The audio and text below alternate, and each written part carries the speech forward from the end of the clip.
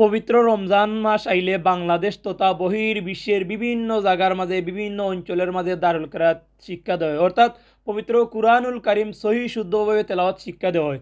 কিন্তু আমরা দেখতাম পারলাম বা ইতিপূর্বেও দেখছি যে বিভিন্ন মানুষ অর্থাৎ মুসলমান নামদারি কিছু মুনাফিক সকল এই দারুল কিরাত বন্ধ করার লাগে তারা বিভিন্ন ধরনের পায়তারা করে।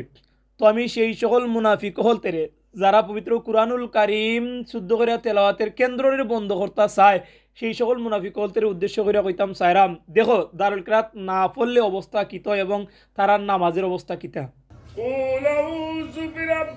নিজের কান্দি বালা করি শুনো যে তারা নামাজের মাঝে কিলা তেলাওয়াত করে বুঝরানি কিলা টান মারে। দারুল কিরাতের ছোট ছোট বাচ্চা বলতে বিয়ের চেয়ে বালা তেলাওয়াত করতে পারে, যারা সুরাত করে নেয়নি তারাও কিন্তু এর চেয়ে বালা করতে পারে। তো আর সারা শুনানির দরকার নাই, যতটুকু শুনছেন ততটুকু দিয়ে আপনারা বুঝতে পারছেন যে তারার তেলাওয়াতের অবস্থা কিতা। কারণ নামাজের মাঝে যদি তেলাওয়াতের মাঝে এইরকম গলত হয় এইরকম ভুল হয় তে নামাজের অবস্থা কিত হয়েছে আপনারা সকলে বুঝতে পারছেন। তো আমি এই ভিডিওর মাধ্যমে সকলের উদ্দেশ্য করে কইতাম সায়রাম এবং সব সময় কইমু যে কোনো দিন কোরআনের বিরোধিতা করার চেষ্টা করবা না।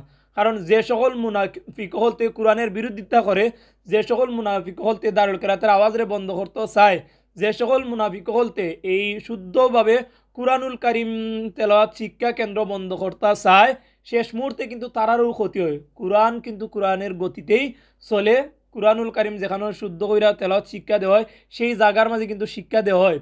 কিন্তু মাঝ ভতো তারা যে মুনাফিক এটার পরিচয় দেয়। কারণ এই বছর রমজানও আমরা দেখতাম পারছি যে বাংলাদেশের বিভিন্ন জায়গার মাঝে দারুল কিরাত বন্ধ করার লাগে অনেক নামদারি মুসলমান নামদারি মুনাফিক করতে চেষ্টা করছে, কিন্তু শেষ পর্যন্ত তারার চেষ্টা বৃথ হয়েছে।